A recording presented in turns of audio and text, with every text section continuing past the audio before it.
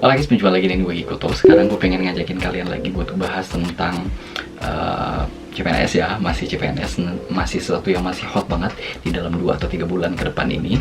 Dan kali ini seperti judul yang kalian lihat di video, gue ingin membahas tentang instansi mana aja yang mensyaratkan TOEFL pada saat pendaftaran.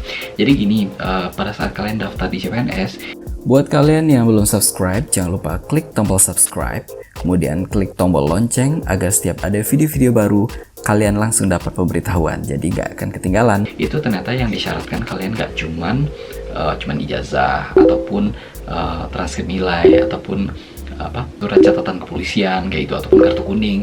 Nggak cuman itu, ternyata ada lagi persyaratan yang mungkin memang harus kalian penuhi, harus kalian persiapkan dari jauh-jauh hari.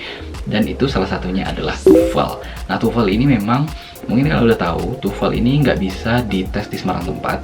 Tes TOEFL itu harus tes di lembaga yang sudah artinya kayak dapat sertifikasi kayak gitu ya. Bisa jadi di sebuah lembaga universitas misalnya, atau lembaga pendidikan yang lain, sekolah misalnya, atau bisa jadi itu kayak bimbel-bimbel. Yang penting itu udah tersertifikasi. Dan yang di Indonesia, TOEFL yang diakuin untuk pendaftaran CPNS itulah TOEFL ITS ya. Menurut gue sih hampir di semua kota ada, cuman kalian nggak bisa asal daftar, nggak bisa asal tes, kalian harus tes di tempat yang sudah tersertifikasi itu. Dan beberapa instansi yang mensyaratkan TOEFL mengharuskan kalian memiliki skor TOEFL sebelum kalian bisa mendaftar. Kalau misalnya kalian nggak punya skor TOEFL, nggak punya sertifikat TOEFL-nya, itu otomatis kalian nggak bisa daftar. Jadi otomatis gugur gitu ya.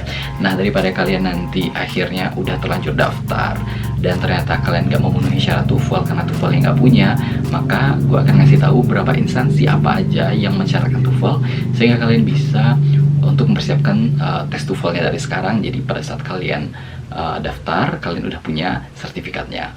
Nah, buat kalian yang tertarik dengan video ini, tonton video ini sampai habis.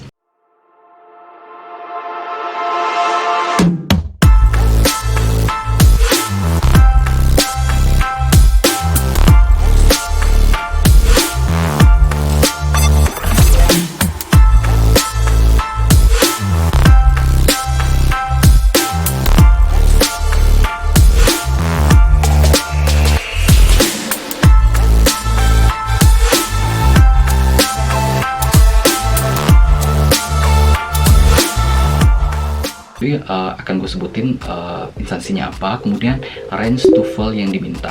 Nanti kalau misalnya gue kasih range TOEFL-nya, artinya kalian harus mencapai skor TOEFL di rentang itu ya. Kalau misalnya kalian nggak capai itu, otomatis kalian nggak bisa daftar di situ, karena itu kayak udah persyaratan bakunya, udah wajib gitu. Nah, instansi yang pertama yaitu Kementerian Koordinator Bidang Kemaritiman dan Investasi. Nah, itu instansi pusat ya, yang mungkin kalau misalnya kalian tahu dulu kemaritiman investasi itu kan Pak Luhut ya. Nah, ini dia meminta di Kementerian Koordinasi Bidang Kemaritiman dan Investasi ini meminta TOEFL-nya minimal 450 hingga 550. Jadi kalau misalnya kalian udah punya TOEFL 450 minimal, itu udah boleh. Jadi range-nya kalau bisa 450 sampai 550. Makin tinggi makin bagus. Kalau misalnya ternyata skor TOEFL kalian 449, itu bisa nggak? Walaupun mepet, nggak bisa. Itu harus kalian penuhin minimal 450. Berikutnya yang meminta TOEFL yaitu Kementerian Luar Negeri. Nah, Kementerian Luar Negeri ini menurut gue sih memang wajar sih ya, wajar minta TOEFL karena kalian mungkin akan dipekerjakan nggak cuma di kantornya ada di Indonesia, tapi bisa jadi akan dipekerjakan di konsulat jenderal, bisa juga akan di kedutaan besar, dan itu pasti mensyaratkan kalian harus bisa bahasa Inggris yang bagus ya. Dan di Kementerian Luar Negeri ini juga meminta TOEFL minimal 450, rentangnya sampai 550 gitu. 450 sampai 550, makin tinggi makin bagus. Kemudian yang berikutnya yaitu Kementerian Perindustrian. Nah, Kementerian Perindustrian ini juga pastinya kalian akan banyak berkoordinasi dengan, tidak hanya di kantor dengan orang-orang kantor kalian, tapi juga bisa jadi dengan pelaku-pelaku industri gitu.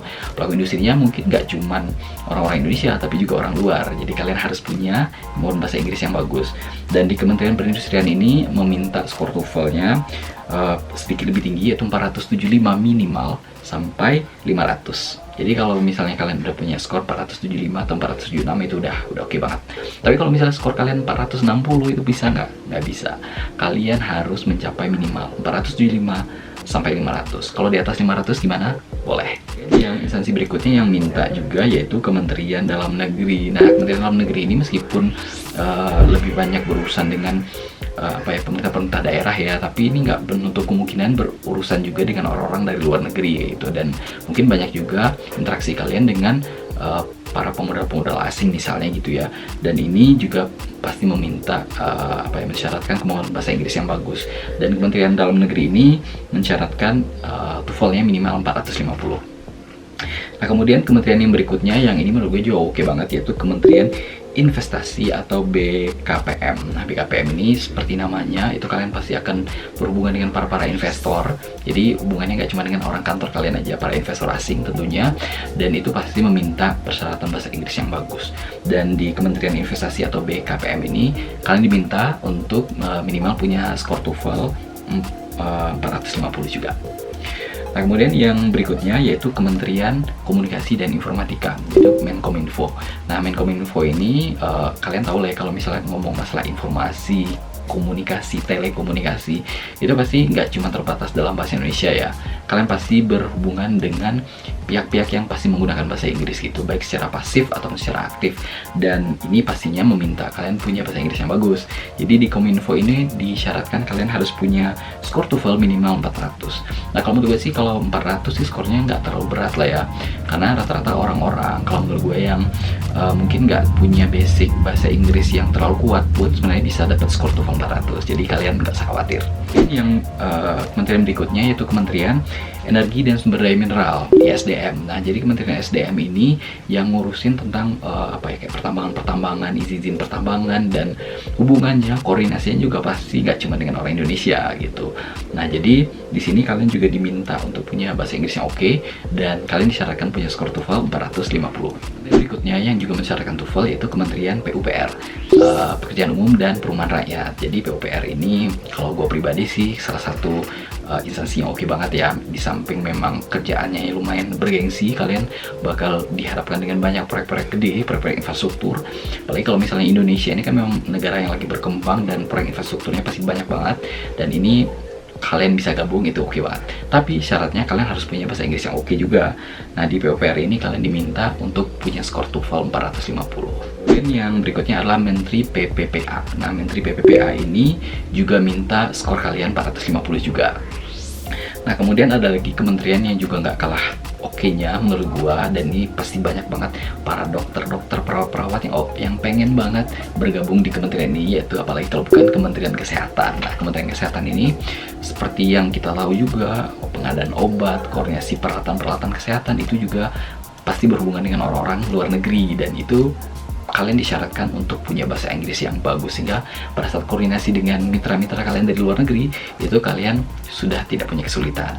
Nah, di Kementerian Kesehatan ini disyaratkan bahasa Inggrisnya minimal 450 skor TOEFL-nya. Kemudian di selain kementerian ada lagi dua lembaga yang minta skor TOEFL yang bagus. Itu yang pertama Badan Kepegawaian Negara atau BKN. Nah, BKN ini adalah lembaga negara, bukan kementerian, tapi dia sejajar dengan kementerian yang tugasnya ngurusin tentang CPNS, ngurusin tentang PNS. Jadi PNS mulai dari siklus PNS awal kali pengangkatan sampai PNS pemberhentian sampai PNS itu dipensiunkan, itu diurus oleh BKN. Dan BKN ini kayak siapa ya, kayak personaliannya PNS yang ada di Indonesia. Nah, di PKN ini kalian juga diminta punya skor TOEFL, tapi skor TOEFL-nya ya menurut gue sih nggak terlalu tinggi ya, tapi kalian harus siapin juga 400 sampai 450. Kalau di atas itu oke, kalau di bawah itu nggak bisa. Dan kemudian yang instansi terakhir, yang ini menurut gue sih lumayan bergengsi, dan ini cocok banget buat kalian yang lulusan hukum ya.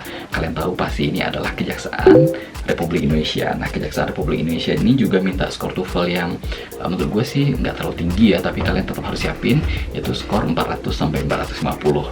Beberapa instansi yang mensyaratkan TOEFL, tapi di luar instansi yang gue sebutin tadi bisa jadi ada instansi-instansi lain yang mensyaratkan TOEFL juga, tapi bisa jadi bentuknya kalian dites pada saat tes kemampuan bidang, atau bisa jadi kalian diminta untuk skor TOEFL-nya setelah kalian diterima gitu. Bisa jadi seperti itu ya. Nah, cuman yang minimal yang gue sebutin yang tadi itu, jadi kalau misalnya kalian punya pilihan untuk daftar di salah satu instansi yang gue bilang tadi, kalian harus siapin TOEFL dari sekarang. Nah, untuk TOEFL itu sendiri persiapannya gue udah bahas di banyak video, kalian bisa tonton di video gue yang di sini. Tapi perlu kalian tahu juga pada saat kalian tes TOEFL itu skornya nggak bisa langsung keluar, akan menunggu sekitar 10 hari sampai 15 hari gitu. Artinya kalian jangan sampai mepet. Misalnya penutupan pendaftaran di instansi yang gue bilang tadi itu penutupannya misalnya akhir Juli, artinya sekitar tanggal 15 atau 14 Juli itu kalian udah tes TOEFL-nya gitu. Udah tes TOEFL, sehingga pada saat mau akhir-akhir itu kalian udah dapat sertifikatnya, baru kalian daftar di websitenya. Kalau misalnya kalian belum punya skor, jangan daftar dulu, karena nanti takutnya skor TOEFL kalian nggak memenuhi, sementara kalian nggak bisa ngubah pilihan kayak gitu.